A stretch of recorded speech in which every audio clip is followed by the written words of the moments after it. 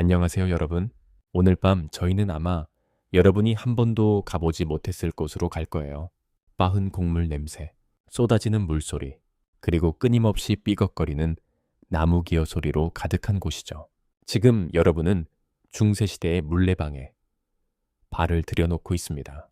축축한 돌 위에서 부츠가 살짝 미끄러지고 랜턴 불빛 아래 고운 밀가루 가루가 사방으로 흩날립니다. 솔직히 말해서 혼자서 이런 물레방아를 돌린다면 아마 살아남기 힘들 거예요. 칼날, 기어사여, 그리고 강력한 물살까지. 이 모든 것이 마치 중세시대의 믹서기가 여러분을 씹어먹을 준비를 하고 있는 것 같아요. 자, 편해지기 전에 잠시 시간을 내어 영상에 좋아요를 누르고 구독해주세요. 하지만 제가 하는 일이 정말 마음에 드신다면 구독해주세요. 그리고 댓글로 지금 어디서 듣고 계신지, 그리고 거기 시간은 몇 시인지 알려주세요. 자, 이제 불을 어둡게 하고 부드러운 배경음을 위해 선풍기를 켜고 오늘 밤의 이 여정을 함께 시작해 볼까요? 지금 당신은 중세 유럽의 한 시골 마을 가장자리에 서 있어. 머리 위로는 둥근 달빛이 은빛으로 쏟아지고 귓깬 물살이 세차게 흐르는 소리가 들리지. 그 물살이 돌리는 건 바로 커다란 물레방아야. 둥근 나무판이 물의 힘을 받아 천천히 돌고 그 힘이 곧 방앗간 안으로 이어져 수많은 톱니바퀴와 막대들을 움직이고 있지. 문을 밀고 들어서면 곡물 냄새와 습기, 그리고 나무 기계에서 나는 삐걱거리는 소리가 당신을 맞아. 방앗간 안은 늘 쿵쾅쿵쾅 울리고 바닥은 하얗게 밀가루 가루가 깔려 미끄럽기까지 해. 중세 유럽에서 방앗간은 단순히 곡물을 가는 장소가 아니었어. 사실상 마을의 중심이자 권력의 심장 같은 곳이었지. 여기서 누가 곡물을 얼마나 맡겼는지, 누가 어떤 비밀 거래를 해지내는지 모두 방앗간 주인이 알고 있었거든. 역사학자들 사이에서도 아직 논쟁이 있어. 방앗간이 단순히 경제 시설이었냐, 아니면 정보와 권력을 쥔 사회적 허브였냐 하는 거야. 오늘 당신이 들어가 보려는 건 그런 방앗간 주인들 사이에서만 쓰이던 은밀한 은어의 세계야. 방앗간 주인들은 곡물의 질을 속이기도 하고 교회 내야 할 세금을 조금 줄여보려고 장부를 조작하기도 했어. 그리고 이 모든 일을 감추기 위해 서로만 알아듣는 은어를 썼지. 예를 들어 코끼리라는 말은 실제로 곡물 자루가 아닌 몰래 숨겨둔 현금을 의미했대. 그리고 혹시 기억해? 우리 얼마 전 고대 이집트 이야기할 때도 악어똥 선크림 얘기 나왔잖아. 중세 방앗간에서도 비슷한 농담이 있었어. 밀가루가 너무 얼굴에 달라붙으니까 방앗간 주인들이 밀가루 반죽을 얼굴에 바르면 수수께끼의 미백제라고 불렀대. 효과는 물론 미심쩍었지만 농담으로는 꽤 인기였다고 하더라. 재밌는 건 역사학자들 사이에서도 여전히 논쟁이 있어. 이런 은어가 실제로 얼마나 널리 쓰였냐, 아니면 특정 지역에만 국한되었냐는 거야. 그리고 방앗간의 은어 세계, 발을 들인다는 건 곧 위험에 가까워지는 일이기도 했어. 밀가루 도둑을 잡기 위해 만들어진 암호, 사제들과 은밀히 오가는 수수료 이야기, 귀족들도 몰랐던 은어의 이면. 오늘 당신은 그 모든 이야기를 따라가게 될 거야. 지금 방앗간 안은 톱니바퀴가 규칙적으로 돌면서 덜컹덜컹 소리를 내고 있어. 그 소리 속에서 누군가는 작은 목소리로 속삭이지. 그건 코끼리야. 아무에게도 말하지 마. 이제 당신도 방앗간 주인들의 은어 세계에 발을 들여놓았어. 앞으로 펼쳐질 이야기에서 더 깊은 비밀을 함께 파헤쳐보자. 당신은 여전히 중세 유럽의 방앗간 안에 서 있어. 바깥의 물살 소리는 끊임없이 들려오고 방앗간 안에선 톱니바퀴가 덜컹덜컹 돌아가며 바닥이 미세하게 진동하지.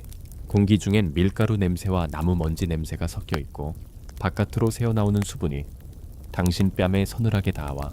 그런데 오늘 당신이 눈여겨봐야 할 건 단순히 돌아가는 방앗간 기계가 아니야. 이 작은 공간이 중세 유럽에서 얼마나 큰 권력의 중심이었는지를 알려줄 거니까. 방앗간은 곡물을 가는 곳이었지만 사실상 마을의 정보센터이기도 했어. 누구 집에 얼마만큼의 곡물이 쌓여 있는지, 누가 곡식을 몰래 빼돌렸는지, 심지어 누구네의 집 사정이 얼마나 어려운지 모두 방앗간 주인이 꿰고 있었지. 역사학자들 사이에서도 여전히 논쟁이 있어. 방앗간 주인들이 권력을 자발적으로 행사했었냐, 아니면 마을 사람들의 요구 때문에 어쩔 수 없이 정보를 관리했냐는 거야. 당신 눈앞의 방앗간 주인, 이름은 기억이라고 해보자. 기억은 허리춤에 늘 커다란 열쇠 꾸러미를 달고 다녔어. 왜냐면 방앗간 안에는 단순한 곡물 창고만이 아니라 마을 사람들의 작은 금고 역할을 하는 비밀 공간도 있었거든. 기억은 종종 이렇게 말했대. 곡물은 물살이 돌리고 권력은 내 손이 돌린다. 그 말을 들은 사람들은 피식 웃었지만 다들 속으로는 기억을 함부로 대하지 못했어. 왜냐면 기억의 입에서 나온 한마디가 누군가를 파멸로 몰고 갈 수도 있었으니까. 방앗간에는 매일같이 사람들이 드나들었어. 농부들, 상인들, 심지어 마을 사제들까지. 그들 모두 곡물을 맡기면서 기억에게 이런저런 이야기를 흘렸지. 그리고 또 웃긴 이야기가 있어. 어느 날 사제가 방앗간에서 밀가루를 찾으러 왔는데 기억이 일부러 오늘 물살이 너무 빨라서 방앗간 못 돌린다고 둘러댔다더라. 사실은 그날 사제가 밀린 가루 값이 있었기 때문이었대. 그 이야기에 대해서도 학자들 사이에 논쟁이 있어. 정말 그런 해프닝이 있었냐, 아니면 방앗간 주인들의 건거리 제목을 부풀리려는 후대의 이야기냐는 거지. 방앗간 주인들은 곡물의 양뿐 아니라 곡물의 질도 속여가며 권력을 쥐었어.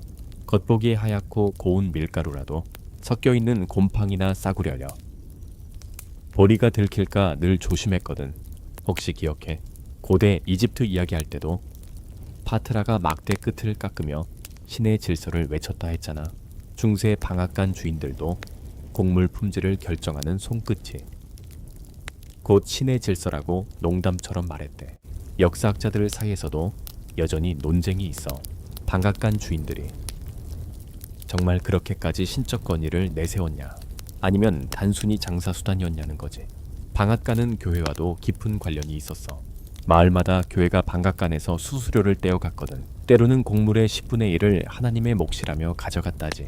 하지만 그 수수료가 늘 정직하게 계산된 건 아니었어. 방앗간 주인들은 교회 사제에게 코끼리라는 은어로 뒷돈을 건넸고 사제들은 눈 감아줬다는 소문도 있었지. 그리고 혹시 잊지 않았지? 방앗간 주인들이 얼굴에 밀가루 반죽을 바른 미백제 농담, 바로 이런 은밀한 농담도 권력의 일부였다고 할 수 있었어. 이렇게 방앗간은 물살 소리만큼이나 시끄럽고 복잡한 권력의 한복판이었어. 지금도 기억은 방앗간 구석에서 장부를 뒤적이며 뭔가 혼잣말을 하고 있어. 코끼리 2마리, 내일로 미룬다. 당신은 방앗간 안에서 톱니바퀴가 내는 덜컹거리는 소리 속에서 권력과 은어가 얽힌 이 비밀스러운 공기를 느끼고 있지. 다음 이야기에선 방앗간 주인들만의 은어가 어떻게 태어났는지 파헤쳐 볼 거야. 더 흥미진진해질 테니 기대해도 좋아. 자, 이제 당신은 여전히 그 방앗간 안에 서 있어. 물살 소리는 계속해서 귓가를 때리고 공기 중에는 톱밥과 밀가루 냄새가 가득해. 그런데 오늘은 조금 더 깊숙이 들어가 볼 거야. 바로 방앗간 주인들만이 알아듣는 비밀 언어가 어떻게 태어났는지를 말이야. 중세 유럽은 법과 규칙이 복잡하고 세금은 끝없이 늘어나던 시대였어. 방앗간 주인들은 늘 교회와 영주, 마을 대표들에게 세금을 내야 했지. 그런데 이 모든 돈의 흐름을 눈치챈 게 바로 방앗간 주인들이었어. 그래서 그들은 조금씩 자기들끼리만 통하는 암호를 만들기 시작했대. 역사학자들 사이에서도 여전히 논쟁이 있어. 방앗간 은어가 자연스럽게 생긴 거냐, 아니면 조직적으로 개발된 거냐는 점이야. 처음엔 단순했대. 예를 들어 흰 구름이라는 말은 그냥 좋은 밀가루를 의미했어. 그런데 시간이 지나면서 이 말이 뒷거래로 얻어온 고급 밀가루를 뜻하게 되었지. 지금 당신 눈앞에 기억이 서 있어. 그는 방앗간 구석에서 손가락으로 벽에 무언가를 그리고 있어. 곡선과 점, 그리고 작은 동그라미들. 그건 그냥 낙서가 아니었어. 은어를 적어두는 암호표였지. 그리고 또 하나 재미있는 이야기. 어느 방앗간 주인이 벽에 3마리 토끼라고 적어뒀는데 나중에 그게 3명의 채무자가 곧 탈세할 계획이라는 뜻이었다더라. 하지만 일부 학자들은 이런 이야기가 후대의 상상이라는 주장도 해. 실제로 그렇게 조직적인 은어가 쓰였는지 의문이라는 거지. 방앗간 주인들끼리는 곡물 무게를 속이기도 했어. 장부에는 하늘 무게라는 단어를 적어두고 실제보다 곡물이 덜 나간 것처럼 꾸몄지. 혹시 기억해? 고대 이집트에서 파트라가 해식의 끝을 깎으며 신의 질서를 외쳤다고 했잖아. 방앗간 주인들도 은어를 신의 질서라고 부르며 비밀을 지켰대. 기억은 가끔 방앗간 손님에게 이렇게 말했대. 오늘은 코끼리가 2마리 더 들어왔어. 사람들은 웃었지만 그게 현금 거래가 몰래 이루어졌다는 신호라는 걸 아는 사람은 극히 적었지. 그리고 혹시 잊지 않았지. 방앗간 주인들이 얼굴에 밀가루, 반죽을 바른 미백제 농담. 그 농담에도 사실 은어가 숨어 있었대. 밀가루를 발랐다는 건 자기가 본 걸 숨기겠다는 뜻이었지. 역사학자들 사이에서도 여전히 논쟁이 있어. 방앗간 은어가 단순한 농담에 그쳤냐, 아니면 정말 마을 경제를 쥐락펴락한 중요한 언어였냐는 거야. 방앗간은 늘 소문이 오가는 곳이었어. 은어는 단순히 돈 이야기가 아니라 사랑 이야기에도 쓰였대. 어느 방앗간 주인이 노을빛 밀이라고 말했는데 사실 그건 방앗간 아낙네와 몰래 만나기로 한 시간이었다고 하더라. 사람들이 방앗간을 무서워하면서도 떠나지 못한 이유가 바로 이런 은어의 힘이었어. 지금 당신은 방앗간 안에서 기억이 몰래 장부를 덮는 모습을 보고 있지. 그의 입꼬리엔 은근한 미소가 번져 있어. 은어는 곧 권력이요. 다음 이야기에서는 코끼리가 뜻했던 뜻밖의 물건에 대해 더 깊이 들어가 볼 거야. 생각보다 훨씬 놀라운 비밀이 숨어 있으니까 기대해도 좋아. 당신은 여전히 방앗간 안에 서 있어. 바깥의 물소리가 규칙적으로 들려오고 방앗간 안의 공기는 곡물가루로 희뿌옇게 떠다니지. 그런데 오늘은 그 희뿌연 공기 사이에서 하나의 단어가 서서히 떠오르고 있어. 바로 코끼리라는 단어야. 중세 유럽 방앗간에서 코끼리는 방앗간 주인들만 아는 은어 중에서도 가장 미스터리한 단어였어. 당신이 생각하기에 코끼리라면 아프리카에서 오는 거대한 동물이나 혹은 귀여운 그림책 캐릭터가 떠오르겠지. 하지만 방앗간 안에서 코끼리는 전혀 다른 의미를 가지고 있었어. 역사학자들 사이에서도 여전히 논쟁이 있어. 코끼리라는 은어가 처음부터 돈을 뜻했냐, 아니면 다른 뜻이었다가 바뀐 거냐는 점이야. 처음 코끼리는 단순히 무겁고 커서 눈에 띄는 것을 가리키는 말이었대. 방앗간 주인들은 곡물자루 중 특히 무겁고 귀한 걸 코끼리라고 불렀지. 그런데 시간이 지나면서 이 말이 곧 몰래 숨겨둔 현금을 가리키게 되었어. 왜냐면 돈이 곧 무겁고 큰 권력이었으니까. 기억이 장부를 정리하다 말고 방앗간 구석에서 이렇게 중얼거렸대. 코끼리 2마리, 내일까지 숨겨야겠군. 사람들은 웃었지만 사실 그 말은 현금을 2꾸러미 더 비밀 장소에 숨기겠다는 뜻이었다는 거지. 재밌는 건 일부 학자들은 코끼리가 사실 은이라는 설도 제기해. 코끼리가 상아를 떠올리게 해서 귀한 금속을 뜻했다고 보는 거지. 여전히 의견이 갈려. 그리고 코끼리는 단순히 돈이나 곡물만 의미한 게 아니었어. 어떤 방앗간에서는 코끼리가 방앗간 아낙네들을 은근히 지칭하는 말로 쓰였대. 왜냐면 그녀들이 방앗간 안팎의 소문을 쥐고 있었고 그 존재감이 커서 말이야. 지금 당신은 기억이 손님과 은밀히 이야기를 나누는 모습을 보고 있어. 손님이 묻지. 오늘 코끼리는 몇 마리요? 기억이 웃으며 대답하지. 2마리만 있으면 이번 주는 안심이요. 그리고 혹시 기억해. 방앗간 주인들이 밀가루 반죽을 얼굴에 바른 미백제 농담. 그 농담에도 코끼리가 끼어 있었대. 코끼리의 숨결을 맞았다는 말은 곡물 도둑질을 목격했지만 모른 척하겠다는 뜻이었다고 하더라. 역사학자들 사이에서도 여전히 논쟁이 있어. 코끼리가 정말 방앗간 은어에서 가장 중심이었냐, 아니면 일부 지역만의 은어였냐는 점이야. 또 하나 웃긴 이야기가 있어. 어느 날 사제가 방앗간에 와서 코끼리 좀 보여달라고 했다가 방앗간 주인들이 몰래 킥킥 웃었다더라. 사제는 몰랐겠지. 자기가 방앗간 은어 세계의 핵심 단어를 잘못 쓴 걸 말이야. 기억은 결국 이렇게 말했대. 코끼리는 무겁지만 나만 들 수 있어. 이 한마디에 방앗간 안에 있던 사람들 모두 웃음을 터뜨렸지. 하지만 그 웃음 뒤엔 늘 비밀이 숨어 있었어. 이렇게 코끼리라는 단어 하나에도 방앗간 주인들의 권력과 비밀, 그리고 은밀한 거래가 담겨 있었던 거야. 지금 당신도 방앗간 안에서 은어로 주고받는 수상쩍은 대화들의 귀를 기울이고 있지 않아. 다음 이야기에선 밀가루 도둑과 그들을 찾아내기 위한 은밀한 암호들을 파헤쳐 볼 거야. 점점 더 흥미로워질 테니 기대해도 좋아. 여전히 당신은 중세 유럽의 방앗간 안에 있어. 바깥에서 물살 소리가 쉼없이 흘러들고 방앗간 안은 오늘도 톱니바퀴 돌아가는 소리와 함께 하얀 밀가루 먼지로 자욱하지. 그런데 오늘은 조금 더 스릴 넘치는 이야기를 해볼 거야. 바로 밀가루 도둑들의 이야기 말이야.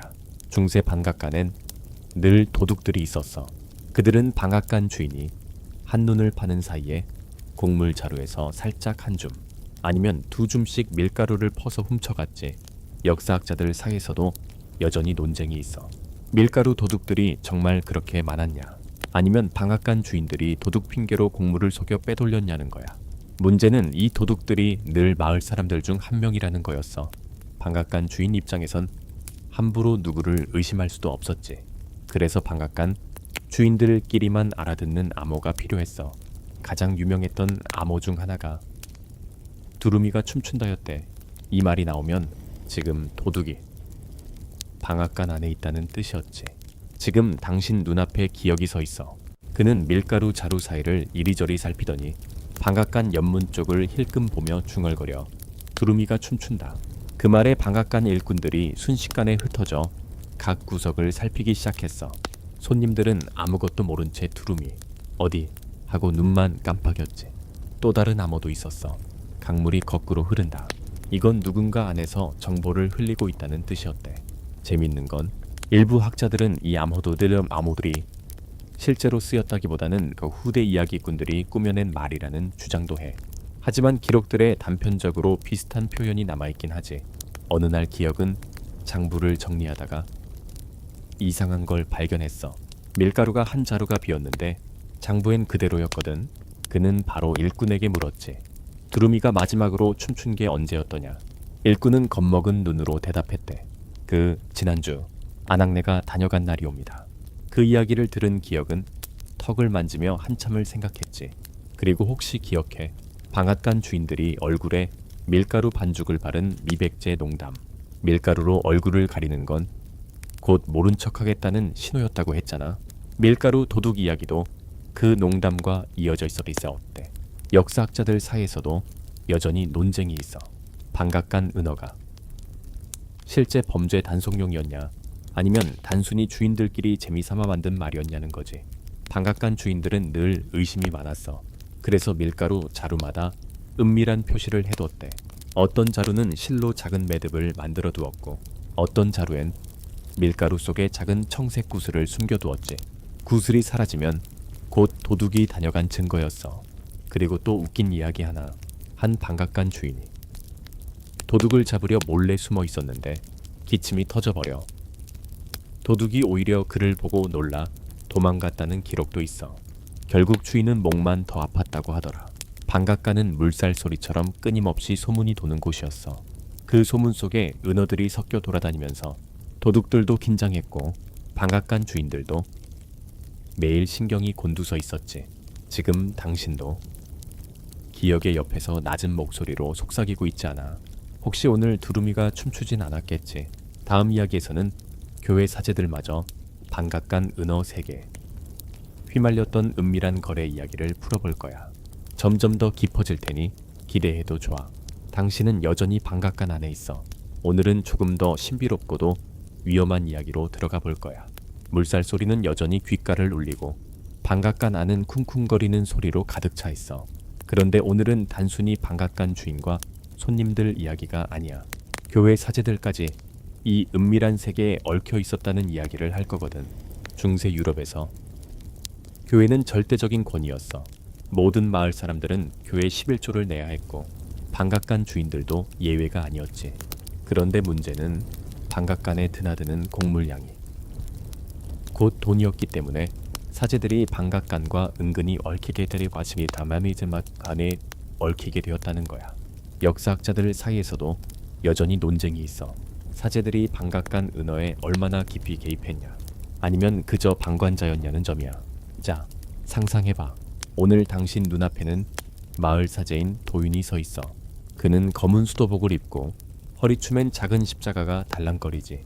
하지만 그의 눈빛은 어딘가 은밀해. 도윤은 방앗간 안으로 성큼 들어오자마자 낮은 목소리로 기억에게 말했대. 코끼리, 오늘 몇 마리인가? 기억은 미소를 지으며 이렇게 답했지. 오늘은 2마리뿐이요. 하지만 무게는 제법 되지. 이 대화의 뜻을 모르는 사람은 그냥 동물 이야기를 하는 줄 알았겠지. 하지만 이 말은 현금 2꾸러미가 준비되었다는 뜻이었어. 사제들은 방앗간 주인들과 뒷거래를 하면서 11조 일부를 몰래 빼돌리기도 했대. 혹은 방앗간 주인이 교회에 내야 할 세금을 깎아주는 대신 사제에게 코끼리를 건네는 식이었지. 재미있는 건 일부 학자들은 이런 교회와 방앗간의 결탁이 과장되었다고 주장해 실제로는 몇몇 사제들만 그랬을 뿐이라는 거지. 그리고 또 웃긴 이야기가 하나 있어. 어느 날 도윤이 방앗간에 들어와서 강물이 거꾸로 흐른다고 말했대. 그 말을 들은 기억이 깜짝 놀라 물었지. 무슨 일이요? 도윤은 신부복 자락을 살짝 치켜 올리며 이렇게 속삭였대. 영주가 우리 뒷거래를 눈치챘다네. 이 말은 즉시 방앗간 주인들 사이에서 퍼졌고, 그날 이후 강물이 거꾸로 흐른다는 말은 위험이 감도는 상황을 뜻하는 암호가 되어버렸지. 혹시 기억해? 방앗간 주인들이 밀가루 반죽을 얼굴에 바른 미백제 농담. 교회 사제들도 가끔 그 농담을 써먹었대. 밀가루를 발랐다는 건 곧 이 일은 신부님도 못 본 척 하시겠다는 뜻이었다는 거지. 역사학자들 사이에서도 여전히 논쟁이 있어. 교회가 방앗간 은어를 직접 배웠냐, 아니면 그저 일부 사제들만 아는 비밀이었냐는 거야. 사제들은 은어뿐 아니라 방앗간 장부에도 손을 댔대. 장부 한 구석에 은총이라고 적혀 있으면 그건 곧 세금 감면을 뜻하는 암호였다고 하더라. 그리고 또 하나, 도인 같은 사제들은 방앗간에서 가장 좋은 밀가루를 먼저 가져가곤 했어. 사람들 눈치를 보면서도 결국엔 신을 위한 것이라며 당당하게 가져갔다지. 혹시 잊지 않았지? 코끼리 이야기를 처음 들었을 때 단순히 곡물 자루 이야기인 줄 알았잖아. 그런데 그 안에 돈과 권력, 그리고 교회까지 얽혀 있었다는 사실이 점점 더 명확해지고 있지. 지금 당신도 도윤과 기억 사이에 은밀한 거래를 지켜보며 방앗간 안의 긴장감에 숨을 죽이고 있지 않아. 다음 이야기에서는 방앗간 속 금전 거래의 검은 규칙들에 대해 이야기해 볼 거야. 점점 더 깊고 위험한 이야기가 펼쳐질 테니 기대해도 좋아. 당신은 여전히 방앗간 안에 있어. 물살 소리는 계속해서 들려오고 방앗간 기계는 덜컹거리며 돌아가고 있어. 밀가루 먼지는 공기 중에서 여전히 춤을 추듯 흩날리지. 그런데 오늘은 한층 더 위험하고 은밀한 이야기를 할 거야. 바로 방앗간 속 금전거래의 검은 규칙 말이야. 중세 유럽에서 방앗간은 곡물만 가는 곳이 아니었어. 그곳은 돈이 오가고 권력이 움직이고 때로는 목숨까지 오락가락하는 장소였지. 역사학자들 사이에서도 여전히 논쟁이 있어. 방앗간이 정말 돈 세탁이나 뒷거래의 중심이었냐, 아니면 단순히 소문이 과장되었냐는 점이야. 방앗간 주인 기억은 늘 장부를 열심히 적었어. 하지만 그 장부엔 항상 보통 사람들은 알아볼 수 없는 암호가 가득했지. 예를 들어 코끼리 한 마리는 현금 한 꾸러미, 흰 구름은 최고급 밀가루였지만 동시에 고액 거래를 뜻하기도 했어. 지금 당신은 기억이 장부에 작은 붓으로 글씨를 쓰는 모습을 보고 있어. 그의 손끝은 섬세하고 눈빛은 날카롭지. 기억은 가끔 이렇게 중얼거렸대. 흰 구름이 오늘은 바람을 피우는구먼. 이게 무슨 말이냐고. 그건 큰 돈이 몰래 움직인다는 뜻이었어. 그리고 또 하나 재미있는 이야기. 어느 날 기억이 장부에 쎄마리 까마귀라고 적어두었는데 나중에 보니 그게 영주 측근 3명에게 뇌물을 준 내역이었다더라. 그 일화에 대해서도 학자들 사이에 논쟁이 있어. 정말 구체적으로 뇌물 기록까지 장부에 적었냐, 아니면 후대의 각색이냐는 거지. 방앗간에서 돈 거래는 늘 현금이었어. 은이나 동전도 썼지만 결국 사람들끼리는 밀가루 자루 속 현금을 가장 안전하게 여겼거든. 어느 날 사제 도윤이 다시 방앗간에 찾아왔을 때도 이렇게 속삭였대. 오늘은 코끼리 말고 흰 구름으로 받겠네. 그 말은 곧 현금 대신 최고급 밀가루로 뇌물을 달라는 뜻이었지. 혹시 기억해? 고대 이집트 이야기에서 네프티스가 태양의 그림자가 곧 왕의 통치력이라 했잖아. 중세 방앗간 주인들도 똑같이 말했대. 돈이 곧 신의 뜻이요. 그리고 또 하나 웃긴 이야기. 기억이 한 번은 밀가루 자루 속에 은화를 숨겨두었는데 쥐들이 그 자루를 갉아먹으면서 은화가 쏟아져 나왔다는 거야. 방앗간 안에 있던 사람들이 동시에 숨죽였다가 결국 다 같이 빵 터졌다고 하더라. 하지만 일부 학자들은 그 이야기가 후대의 과장이라고 주장해. 쥐들이 그렇게 은호화를 갉아먹을 리 없다는 거지. 방앗간 속 돈거래의 규칙은 아주 엄격했어. 첫째, 거래 금액을 절대 큰 소리로 말하지 않는다. 둘째, 암호는 반드시 매달 바꾼다. 셋째, 영주나 사지에게 걸리면 모두 모른 척한다. 혹시 잊지 않았지? 방앗간 주인들이 얼굴에 밀가루 반죽을 바르던 이야기. 그 반죽은 곧 모른 척하겠다는 상징이었고 돈거래 규칙에도 그대로 이어졌대. 지금 당신도 기억의 옆에서 낮은 목소리로 묻고 있지 않아. 오늘 흰 구름은 얼마나 흘렀소? 이제 방앗간 속돈의 흐름과 은어의 연결고리를 조금은 알게 되었지.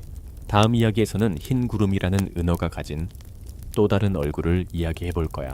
단순히 돈만이 아니었으니까 기대해도 좋아. 여전히 당신은 방앗간 안에 서 있어. 물살 소리는 여전히 쏴하고 귓가를 때리고 방앗간 안 공기는 여전히 습하고 밀가루 냄새로 가득 차 있지. 하지만 오늘은 방앗간 은어 중에서도 가장 묘하고 복잡한 말 하나를 파헤칠 거야. 바로 흰 구름이라는 말이야. 처음에 들으면 이 너무 평화롭고 아름다운 말 같잖아. 푸른 하늘 위에 둥둥 떠 있는 흰 구름. 하지만 방앗간 안에서 이 말은 전혀 다른 두 얼굴을 가지고 있었지. 역사학자들 사이에서도 여전히 논쟁이 있어. 흰 구름이라는 은어가 실제로 얼마나 널리 쓰였냐, 아니면 일부 지역 한정이었냐는 거야. 원래 흰 구름은 곧 고급 밀가루를 뜻했어. 그 하얀색이 순수함과 질 좋은 좋은 곡물을 상징했으니까. 그런데 방앗간 주인 기역에게 흰 구름은 단순히 좋은 밀가루가 아니었어. 그건 몰래 이루어지는 거래. 혹은 은밀한 약속을 뜻하기도 했지. 기역이 장부를 정리하며 혼잣말하듯 말했대. 흰 구름이 오늘은 두 겹으로 흘렀군. 그 말은 두 가지 비밀 거래가 동시에 오갔다는 뜻이었어. 그리고 또 하나 재미있는 이야기. 한 사제 도윤이 방앗간에 와서 기역에게 이렇게 말했다더라. 오늘 흰 구름은 부드럽소. 그 말은 곧 오늘 거래는 안전하냐 는 암호였다고 해. 하지만 일부 학자들은 이 은어가 너무 극적이라고 본다. 후대에 꾸며낸 이야기일 수도 있다는 거지.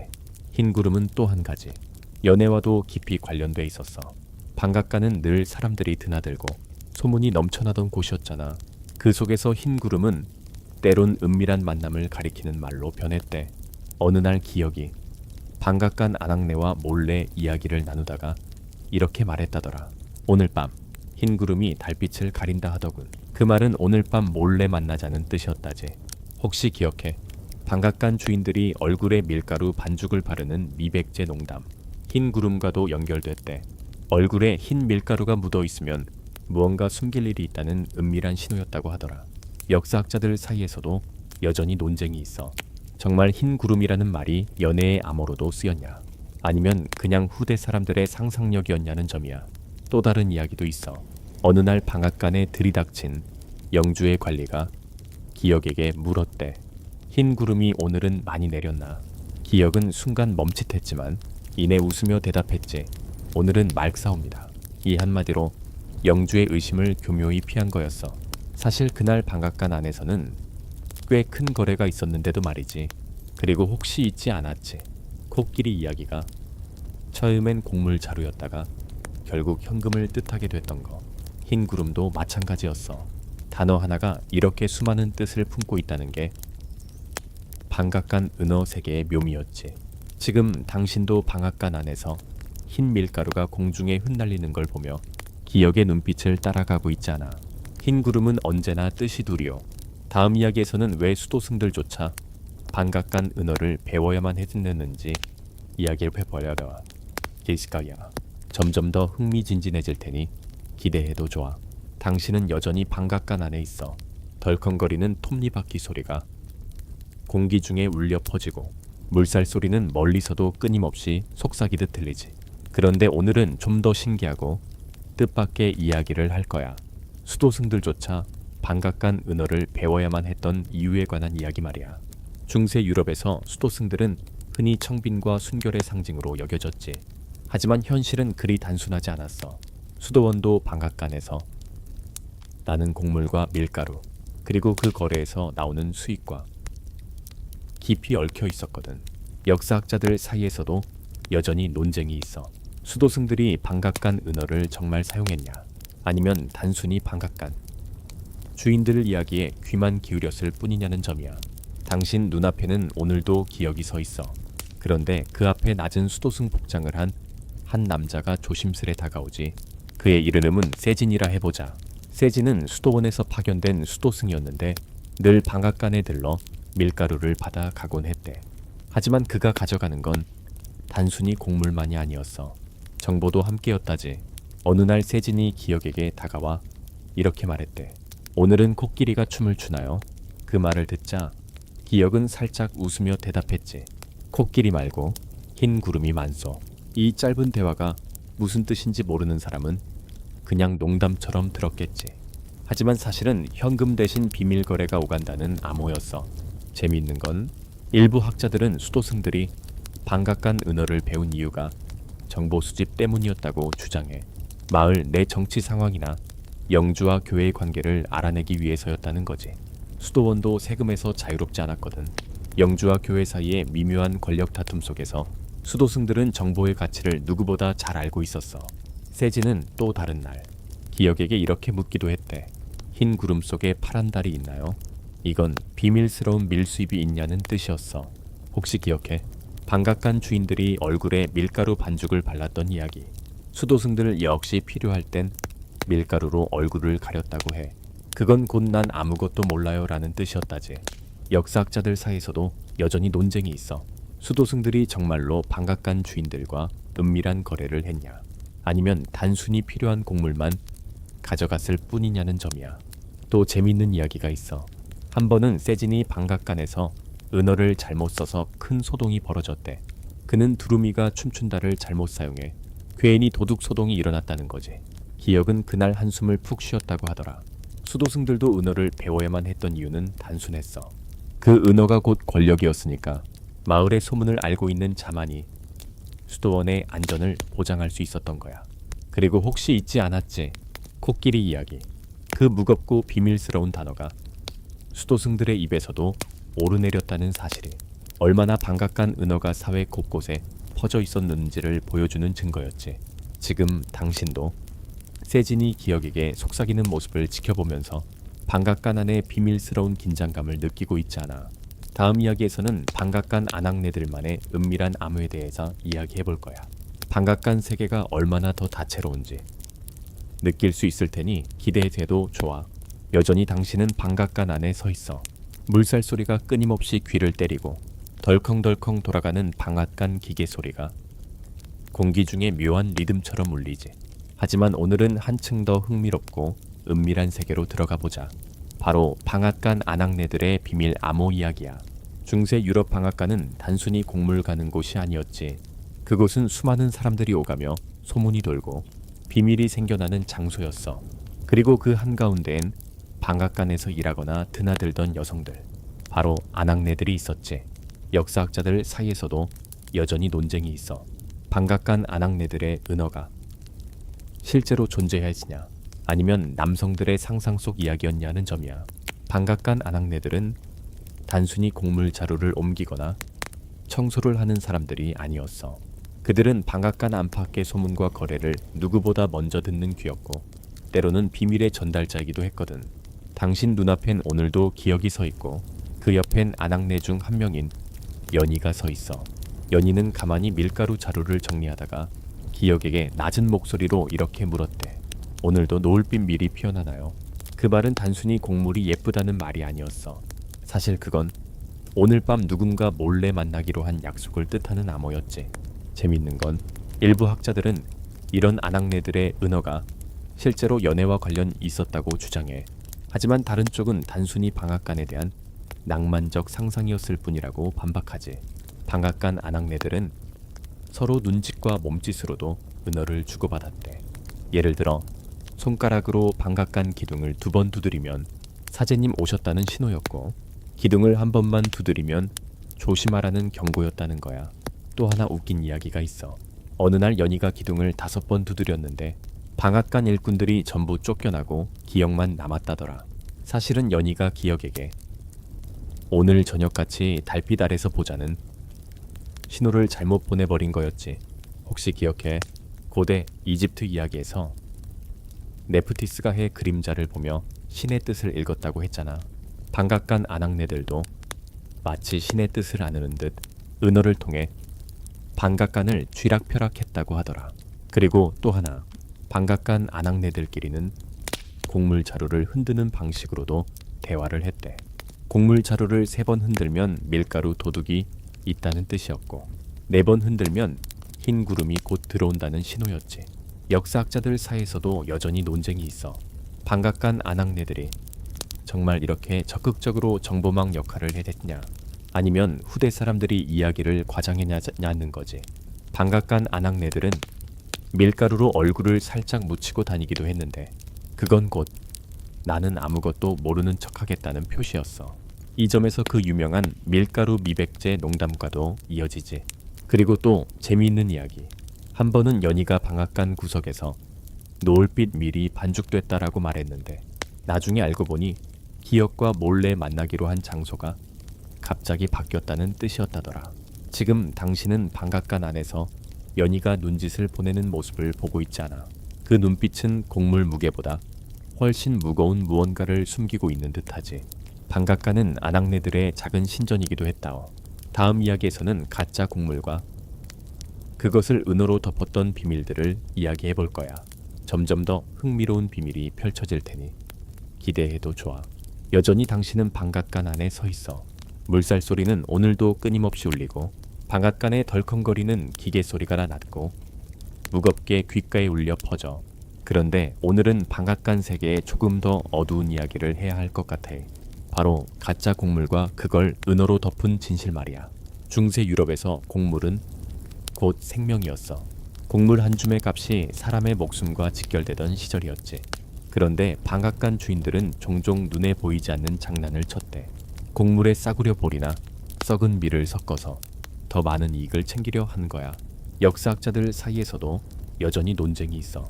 방앗간 주인들이 정말 대규모로 가짜 곡물을 섞었냐, 아니면 일부 예외적인 사례였냐 하는 거지. 당신 눈앞에 기억이 서 있어. 그는 곡물 자루 하나를 풀어보며 안쪽에서 꺼낸 한 줌의 곡물을 손가락 사이로 흘리며 유심히 들여다보고 있지. 기억은 한숨을 내쉬며 이렇게 중얼거렸대. 오늘은 구름이 조금 탁하구먼. 여기서 말하는 구름은 곡물의 질을 가리키는 은어였어. 구름이 탁하다는 건 곧 가짜 곡물이 섞여 있다는 뜻이었지. 그리고 또 재밌는 이야기. 어느 날 방앗간 아낙네 연희가 기억에게 이렇게 말했대. 오늘 방앗간엔 별빛이 없네요. 그 말은 오늘 들어온 곡물엔 고운 밀가루가 없고 죄다 싸구려다라는 뜻이었대. 하지만 일부 학자들은 이런 표현들이 지나치게 시적이라고 주장해. 정말 방앗간에서 일하는 사람들이 그렇게 시적인 은어를 썼겠냐는 거지. 방앗간 주인들은 가짜 곡물을 숨기기 위해 온갖 암호를 써가며 거래를 했어. 장부엔 하늘 무게라 적혀 있을 미안에 되돌아선 실제 곡물보다 한참 적은 양을 적어둔 거였지. 혹시 기억해? 고대 이집트 이야기에서 네프티스가 그림자의 속도를 재며 신의 질서를 말하던 장면. 방앗간 주인들도 곡물 속에 뭘 섞어 넣어서면서 이것도 신의 뜻이라고 하고 농담하곤 했다더라. 또 다른 웃긴 이야기도 있어. 어느 날 기억이 썩은 곡물을 너무 많이 섞었다가 방앗간 안에서 밀가루 반죽을 하던 일꾼들이 전부 기침을 하기 시작했대. 그걸 본 기억이 중얼거렸지. 흰 구름이 오늘은 좀 냄새가 나는구먼. 역사학자들 사이에서도 여전히 논쟁이 있어. 방앗간 주인들이 썩은 곡물을 일부러 섞은 게 정말 흔했냐, 아니면 단순히 소문이 과장되었냐는 거야. 그리고 혹시 잊지 않았지? 방앗간 주인들이 얼굴에 밀가루 반죽을 바르던 이야기. 그 농담도 가짜 곡물 이야기랑 연결돼 있었대. 얼굴에 밀가루를 바른다는 건 곧 가짜 곡물을 숨기겠다는 은밀한 뜻이었다고 하더라. 방앗간 주인들은 싸구려 곡물을 섞고도 장부에만 예쁘게 흰 구름이라고 적어둔 뒤 더 비싼 값을 받았대. 그리고 사제도윤 같은 이들과도 그 비밀을 공유했지. 지금 당신도 방앗간 안에서 기억이 곡물 자루를 살펴보며 슬쩍 눈짓을 주고받는 걸 보고 있지 않아. 진짜 곡물과 가짜 곡물은 결국 사람 눈이 아니라 은어가 구별하오. 다음 이야기에서는 파란 달이라는 은어와 밀수의 비밀, 연결고리에 대해 이야기해 볼 거야. 점점 더 스릴 넘칠 테니 기대해도 좋아. 오늘도 당신은 방앗간 안에 있어. 물살 소리가 여전히 배경음처럼 깔려 있고 덜컹거리는 기계 소리가 고르면서도 묘하게 긴장감을 주지. 하지만 오늘은 방앗간의 은어 중에서도 가장 스릴 넘치고 위험한 이야기로 들어가 볼 거야. 바로 파란 달이라는 말과 그 속에 숨겨진 밀수 이야기야. 중세 유럽은 관세와 세금이 아주 무거워봤어. 특히 곡물, 향신료, 염료 같은 귀한 물건들은 세금을 피하려는 사람들이 끊이지 않았지. 방앗간은 그런 밀수의 완벽한 은신처였어. 왜냐면 곡물 자루 속에 어떤 물건이 들어있는지 외부 사람은 알 수 없었으니까. 역사학자들 사이에서도 여전히 논쟁이 있어. 방앗간이 정말로 밀수의 허브였냐, 아니면 일부 사건만 지나치게 부풀려진 거냐는 점이야. 당신 눈앞에는 오늘도 기억이 서 있어. 그런데 오늘 기억의 얼굴은 뭔가 더 긴장돼 보여. 그는 방앗간 구석에서 장부를 뒤적이다가 은밀히 중얼거리지. 오늘 밤 파란 달이 뜬다. 이 말이 무슨 뜻인지 모르는 사람은 그냥 시적인 표현이라고 생각했겠지. 하지만 방앗간 은어에서 파란 달은 곧 밀수품이 곧 들어온다는 암호였어. 그리고 또 하나 재밌는 이야기. 어느 날 사제 도인이 방앗간에 들어와 기역에게 이렇게 물었대. 이번 파란 달은 향이 진하오. 그 말은 이번 밀수품이 향신료냐 아니면 다른 귀중품이냐를 묻는 암호였지. 하지만 일부 학자들은 파란 달이라는 단어가 너무 극적이라며 실제로 그렇게 시적인 은어가 쓰였을 리 없다고 반박해. 다만 방앗간이 밀수의 중심이었다는 점은 어느 정도 동의하지. 방앗간에서는 곡물 자루뿐 아니라 때로는 물레방앗간 기계 안쪽에까지 물건을 숨겼대. 기역은 기계 틈새 몰래 향신료 꾸러미를 넣어두고 물살 소리에 그 냄새가 들키지 않게 했다고 하더라. 혹시 기억해? 고대 이집트 이야기에서 파트라가 막대를 깎으며 신의 질서를 외쳤다던 이야기. 방앗간 주인들도 밀수를 할 때 늘 이렇게 중얼거렸대. 신도 이 밤엔 눈을 감으시리라. 또 다른 웃긴 이야기도 있어. 어느 날 기역이 향신료 꾸러미를 곡물 자루에 숨겨놨는데 쥐들이 그 향을 맡고 몰려들어서 온 방앗간이 쥐 소동이 났다는 거야. 결국 기역은 땀을 뻘뻘 흘리며 쥐를 쫓아다녔다더라. 역사학자들 사이에서도 여전히 논쟁이 있어. 방앗간 주인들이 그렇게까지 대담하게 밀수를 해자했냐 아니면 소규모에 그쳤냐는 거야. 그리고 혹시 잊지 않았지. 방앗간 주인들이 얼굴에 밀가루 반죽을 바르는 농담. 밀수 때에도 쓰였대. 밀가루를 발랐다는 건 곧 오늘 밤 아무것도 몰랐다 하고 넘어간다는 뜻이었다고 하더라. 또 한 번은 연희가 기역에게 이렇게 속삭였대. 오늘 파란 달이 아주 크대요. 그건 오늘 들어올 밀수품이 아주 귀한 물건이라는 뜻이었지. 지금 당신도 방앗간 안에서 기역이 주변을 살피며 살금살금 기계 틈새를 여는 모습을 지켜보고 있지 않아. 파란 달이 뜨면 방앗간은 숨을 죽여. 다음 이야기에서는 방앗간 장부 속에 숨겨져 있던 더 은밀한 암호들에 대해 이야기할 거야. 점점 더 은어의 미로로 깊이 들어갈 테니 기대해도 좋아. 당신은 여전히 방앗간 안에 있어. 물살 소리가 여전히 규칙적으로 흐르고 방앗간 기계는 덜컹덜컹 돌아가며 바닥을 가볍게 진동시키지. 하지만 오늘은 방앗간 세계에서도 가장 비밀스럽고 깊은 곳으로 들어가 볼 거야. 바로 방앗간 장부 속에 숨겨진 은밀한 암호들의 세계 말이야. 방앗간 주인 기역은 매일같이 장부를 썼어. 곡물의 무게, 이름, 입출고 날짜. 하지만 그 장부가 단순히 장부였을 리 없었지. 거긴 마을의 비밀이, 돈의 흐름이, 심지어 사람들의 운명이 숨겨져 있었거든. 역사학자들 사이에서도 여전히 논쟁이 있어. 방앗간 장부가 정말로 암호로 가득 차 있었지 않냐, 아니면 단순히 기록이 복잡했을 뿐이냐는 거야. 기역이 장부를 적는 모습은 마치 주문을 외우는 것 같았대. 가느다란 붓 끝에서 글씨가 종이 위에 가늘게 흘러나가고 그의 입에서는 늘 낮은 중얼거림이 끊이지 않았지. 어느 날 기역이 장부 한 귀퉁이에 이렇게 적었다더라. 흰 구름 3번 출렁이라. 이게 무슨 말이냐고. 그건 곧 3번의 큰 거래가 있었다는 뜻이었어. 그리고 또 하나 재미있는 이야기. 사제 도윤이 방앗간에 들어와 기역에게 이렇게 속삭였대. 이번 달의 코끼리는 건강하오. 기역은 장부를 살짝 덮고 대답했지. 코끼리는 조금 마르셨소. 하지만 여전히 힘은 있어. 이 대화는 사실상 이번 달 현금 사정이 좀 빠듯하다는 암호였다는 거지. 하지만 일부 학자들은 이렇게 극단적인 은어 사용이 사실은 후대 이야기꾼들의 과장이었다고 말해. 실제 장부엔 숫자만 적혀 있었다는 주장도 있거든. 방앗간 장부 속에는 특별한 기호들도 있었어. 작은 별표는 뇌물을, 세모 모양은 밀수를, 동그라미 안에 점 하나는 교회 몫을 뜻했대. 혹시 기억해? 고대 이집트 이야기에서 네프티스가 그림자를 잴 때 신의 뜻을 해석했다 했잖아.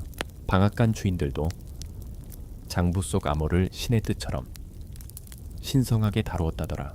기억은 한 번은 이렇게 말했다고 해. 장부는 나의 성경이요. 또 다른 웃긴 이야기도 있어.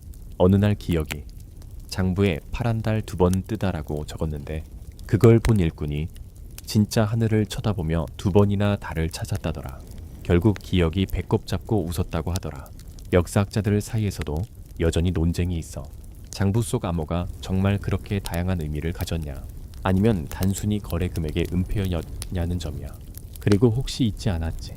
방앗간 주인들이 얼굴에 밀가루 반죽을 발랐던 농담, 장부를 덮고 난 모릅니다 하는 그 행동도 곧 밀가루를 발랐다는 의미였다고 하더라.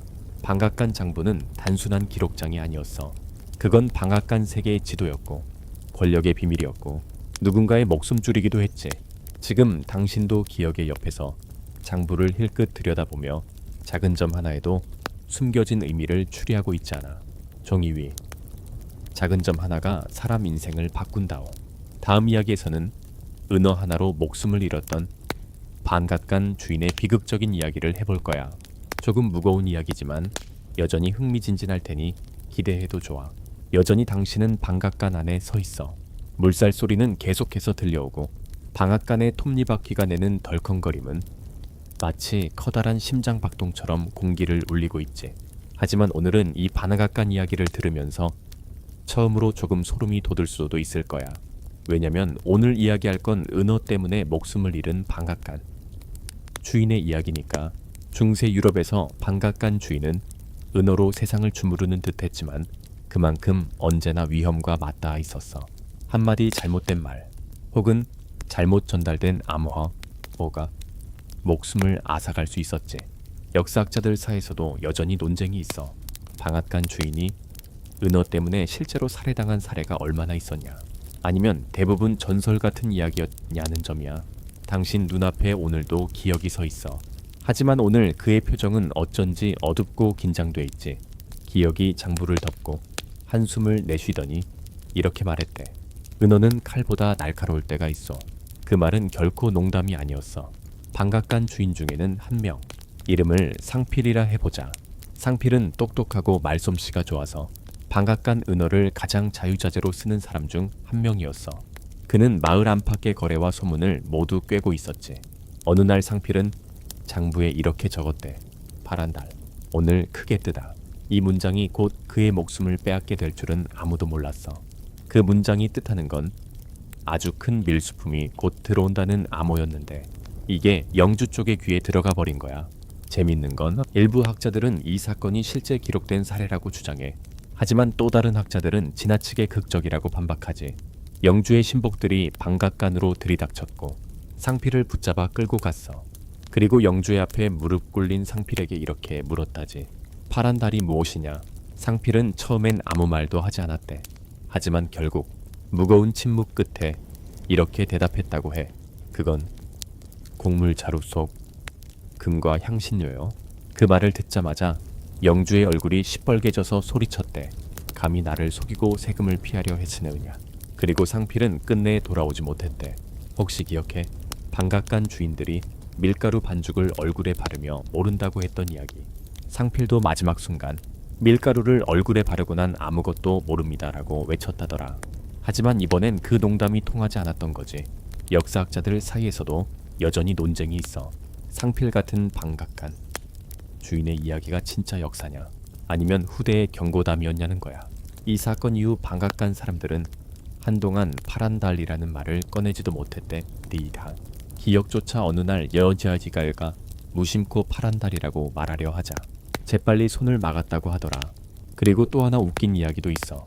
상필의 죽음 이후 방앗간 주인들끼리 은어가 사람 목숨보다 무겁다면서 한동안 은어 대신 손짓으로만 이야기했다더라.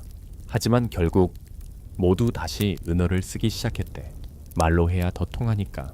지금 당신도 방앗간 안에서 기억이 장부를 덮으며 긴장된 눈빛으로 주변을 살피는 모습을 보고 있지 않아. 은어는 곡물보다 귀하지만 목숨보다 값싸질 수 있어. 다음 이야기에서는 귀족들조차 이해자 하지 못했던 방앗간 은어의 깊은 세계를 이야기해 볼 거야. 점점 더 미궁 속으로 들어갈 테니 기대해도 좋아. 여전히 당신은 방앗간 안에 서 있어. 물살 소리가 부드럽게 흐르고 방앗간 기계가 덜컹거리며 규칙적인 진동을 뿜어내. 방앗간 안 공기는 밀가루 냄새로 가득하지만 그 안에는 여전히 수많은 비밀이 떠다니고 있지. 그리고 오늘은 그 비밀 중에서도 귀족들조차 이해하지 못했던 은어의 세계 이야기를 해볼 거야. 중세 유럽에서 귀족들은 권력을 쥐고 있었고 세금도 걷고 법도 만들었지. 하지만 이상하게도 방앗간 은어만큼은 귀족들조차 마음대로 다룰 수 없었대. 왜냐면 은어는 곡물의 무게보다, 돈보다, 때로는 권력보다도 더 미묘하고 복잡했거든. 역사학자들 사이에서도 여전히 논쟁이 있어. 귀족들이 방앗간 은어를 아예 몰랐냐, 아니면 일부러 못 들은 척했냐는 점이야. 당신 눈앞에 기억이 서 있어. 그는 장부를 덮고 귀족 한 명과 대화를 나누고 있지. 그 귀족의 이름은 문성우라고 해보자. 문성우는 방앗간에 들어서자마자 이렇게 말했다더라. 흰 구름이 얼마나 내려앉았느냐. 기억은 잠깐 미소를 지으며 이렇게 답했지. 흰 구름은 오늘 고요하옵니다. 다만 파란 달이 살짝 웃고 있사옵니다. 문성우는 고개를 갸웃했대. 흰 구름도 파란 달도 뭔지 이해 못한 거지. 재밌는 건 일부 학자들은 귀족들이 은어를 몰라서가 아니라 알아도 모르는 척했다고 주장해. 괜히 개입했다가 자신들이 곤란해질 수 있었으니까. 방앗간 은어는 권력자들이 쉽게 뚫을 수 없는 하층민들의 방어막이었어. 귀족이 아무리 세금을 높여도 방앗간 주인들이 서로 은어로 정보를 주고받으며 곡물 양이나 세금 액수를 은근슬쩍 속였거든. 혹시 기억해? 고대 이집트 이야기에서 파트라가 해시계를 깎으며 신의 질서를 외쳤다고 했잖아. 방앗간 주인들도 귀족 앞에서 은어를 쓰며 일종의 자기들만의 질서를 지키고 있었던 거지. 그리고 또 하나 웃긴 이야기가 있어. 문성우가 방앗간 안을 한참 두리번거리다 이렇게 물었다더라. 두루미가 춤춘다는 말은 무슨 뜻이냐. 그 말을 듣자 기억이 빙긋 웃으며 답했지. 그건 귀족님께서 아실 필요가 없사옵니다. 그 한마디에 방앗간 안에 있던 아낙네들이 피식 웃음을 터뜨렸다더라. 역사학자들 사이에서도 여전히 논쟁이 있어.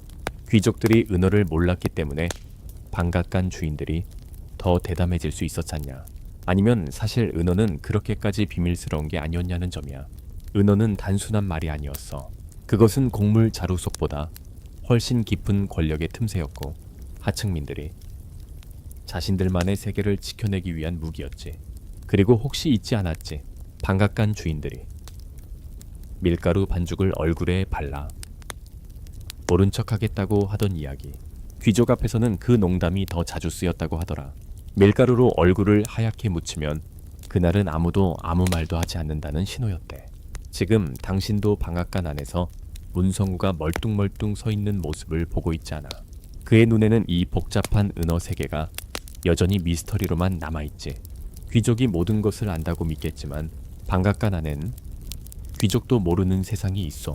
다음 이야기에서는 방앗간 은어가 어떻게 권력 암투의 무기로 변해갔는지를 이야기해 볼 거야.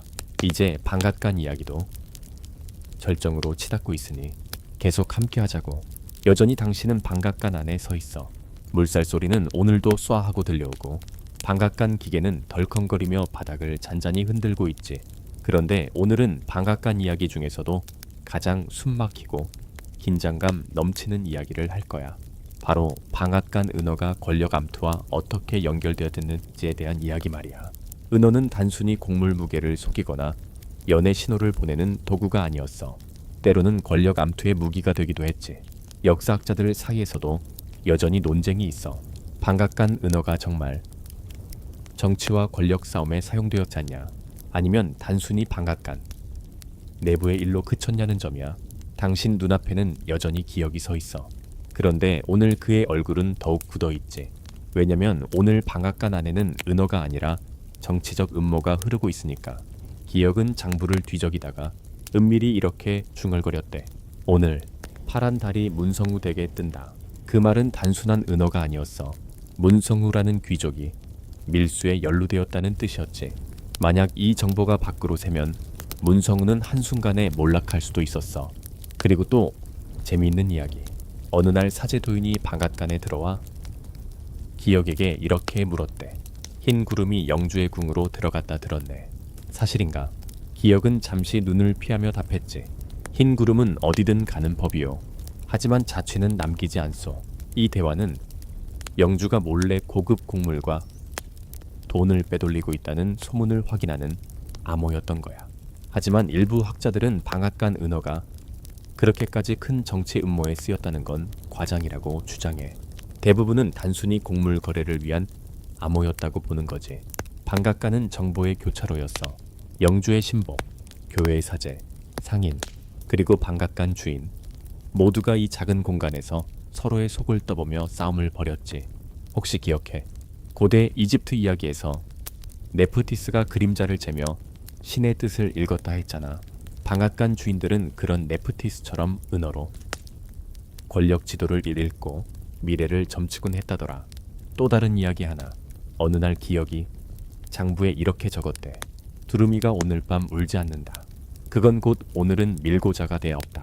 계획을 실행하라는 신호였지. 그리고 그날 밤 방앗간 안에서 은어가 오가는 중 한 영주 측근이 몰래 다가와 귀에 속삭였대. 문성우를 끌어내릴 수 있는 증거가 필요하오. 기혁은 장부를 덮고 이렇게 답했다더라. 파란 달 아래 흰 구름이 춤출 것이오. 그 한마디에 모든 게 끝났어. 며칠 뒤 문성우가 자리에서 물러났다는 소문이 마을을 휩쓸었지. 혹시 잊지 않았지? 방앗간 주인들이 밀가루 반죽을 얼굴에 바르며 모른 척하겠다고 하던 이야기. 권력 암투가 시작되면 그 농담은 더 자주 쓰였대. 은어 한마디가 곧 목숨을 가르는 칼날이었으니까. 역사학자들 사이에서도 여전히 논쟁이에 있어. 방앗간 은어가 정말 정치 무기였냐, 아니면 이야기꾼들이 만들어낸 극적인 소재였냐는 거야. 방앗간은 단순한 곡물 공장이 아니었어. 그건 은어로 뒤엉킨 권력의 전쟁터였지. 지금 당신도 방앗간 안에서 기혁의 눈빛을 읽으려 애쓰고 있지 않아. 그의 눈동자 안에서 파란 달이 은밀히 빛나고 있는 듯하지. 방앗간의 은어는 곡물보다 무겁고 권력보다 빠르오.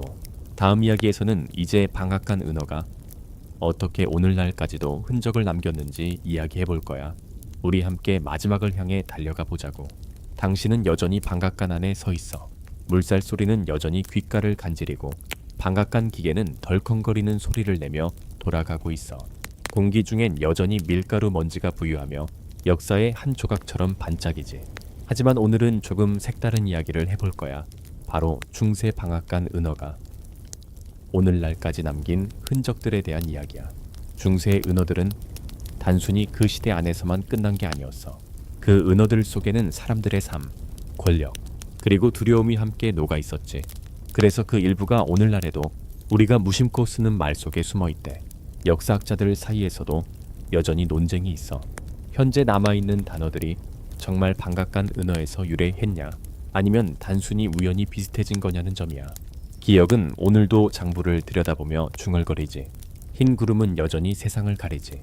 이 말은 단순히 시적인 표현 같지만 사실 흰 구름은 여전히 우리 일상 속에 남아있어. 예를 들어 누군가 구름 낀다라고 하면 단순히 날씨 이야기가 아니라 뭔가 수상쩍은 기운을 뜻하기도 하잖아. 그리고 혹시 기억해? 파란 달 이야기. 지금도 영어권에서 once in a blue moon이라는 말이 쓰이는데 중세 방앗간 은어 속 파란 달과 무관하지 않다고 보는 학자들도 있어. 또 하나 재미있는 이야기. 한 번은 방앗간 안악내 연희가 이렇게 말했대. 노을빛 밀은 오늘도 춤추네요. 이 말은 사실 곡물 이야기 같지만 오늘날 일부 지역에선 몰래 무언가 일이 벌어진다는 뜻으로 비슷하게 쓰인다더라.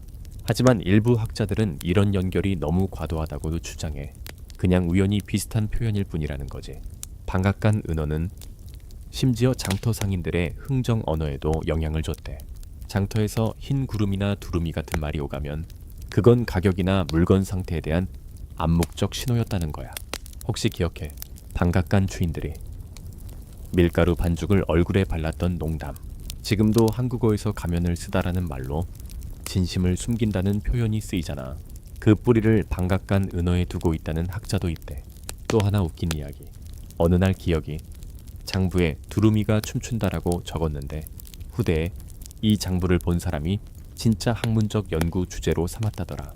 결국 방앗간 은어 덕분에 논문이 하나 나왔다나 뭐라나. 역사학자들 사이에서도 여전히 논쟁이 있어.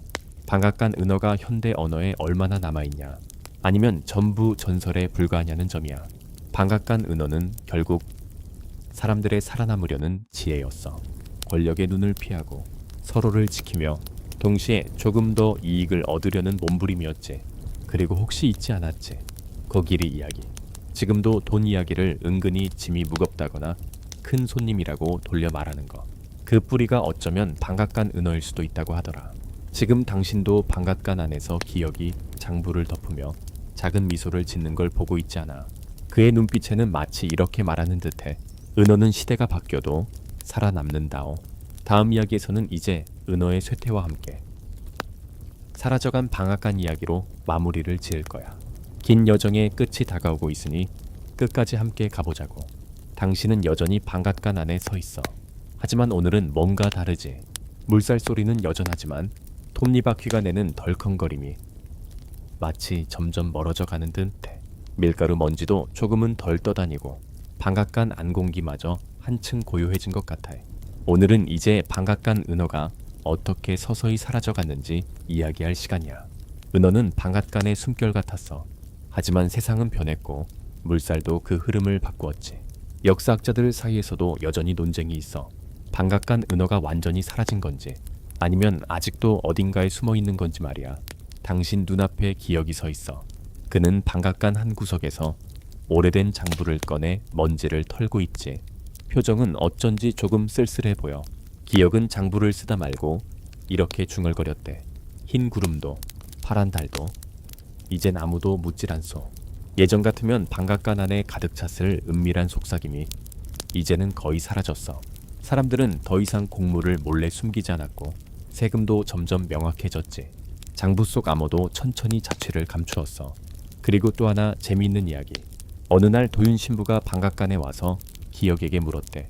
요즘은 코끼리 몇 마리나 있소? 기억은 쓸쓸하게 웃으며 이렇게 답했지. 이젠 코끼리 대신 증서가 오고 가는 세상이요. 하지만 일부 학자들은 여전히 주장해. 방앗간 은어는 완전히 사라진 게 아니라 다른 이름으로 여전히 살아있다고 말이야. 방앗간이 쇠퇴하면서 아낙네들 역시 하나둘 다른 일을 찾아 떠났대. 그리고 연희도 결국 방앗간을 떠나 장터에서 상인이 되었다더라. 그녀가 마지막으로 기억에게 남긴 말이 있었다지. 은어는 사람 마음속에 남는 법이요. 혹시 기억해? 방앗간 주인들이 밀가루 반죽을 얼굴에 바르며 모른 척하겠다고 했던 이야기. 그 농담도 이제는 추억 속에서만 웃음을 자아낼 뿐이야. 기억은 방앗간 문을 바라보며 한참 동안 아무 말도 하지 않았대. 그리고 이렇게 낮게 속삭였지. 은어가 사라졌다고 해도 방앗간은 여전히 사람들 마음속에 돌고 있어. 지금 당신도 방앗간 안에서 그 속삭임을 듣고 있지 않아. 토비니 바퀴 소리, 물살 소리, 그리고 그 사이로 스며드는 기억의 목소리. 흰 구름은 언제나 돌아오고 파란 달은 다시 뜨리라. 자, 이제 긴 이야기를 마무리할 시간이야. 우리 함께 천천히 숨을 고르자고. 이제 이 긴 여정도 끝에 다다랐어. 천천히 숨을 들이쉬어봐. 공기 속에는 여전히 희미한 밀가루 향과 물살이 흘러가는 듯한 잔잔한 소음이 섞여 있는 것 같지 않아. 그리고 내쉴 때 그 숨결이 모래처럼 가늘게 흩어져 사라져가는 걸 상상해봐. 오늘 우리가 함께 걸어온 방앗간의 이야기들은 단순히 옛날 이야기만은 아니었어. 그 안에는 살아 숨쉬던 사람들의 지혜와 두려움, 은밀한 욕망과 소박한 웃음이 함께 깃들어 있었지. 지금 당신은 방앗간 안에 홀로 서 있는 것처럼 느껴질지도 몰라. 하지만 사실은 아니야. 기억도, 연희도, 도윤도, 그 모든 사람들이 당신 곁에 있는 것처럼 느껴지지. 물살 소리와 덜컹거리는 기계음이 여전히 귀에 맴돌고 그 소리 사이사이로 은밀히 스며드는 은어의 속삭임이 아직 남아있는 것 같아. 아주 오래전 이야기처럼 들리지만 그 모든 건 결국 지금도 우리 안 어딘가에 살아있어. 사람들 마음속 깊은 곳에는 여전히 흰 구름도 파란 달도 남아있고, 때로는 말하지 않아도 눈빛 하나로 모든 것을 주고받을 수 있다는 걸 방앗간은 우리에게 가르쳐 주었지. 이제 눈을 감아도 좋아. 덜컹거리는 방앗간 기계음이 점점 잦아들고 물살 소리도 부드럽게 희미해져 가고 있어. 은호는 사라져도 사람들의 이야기는 끝나지 않소. 달콤한 꿈 꾸길 바라. 오늘도 함께 해줘서 고마워.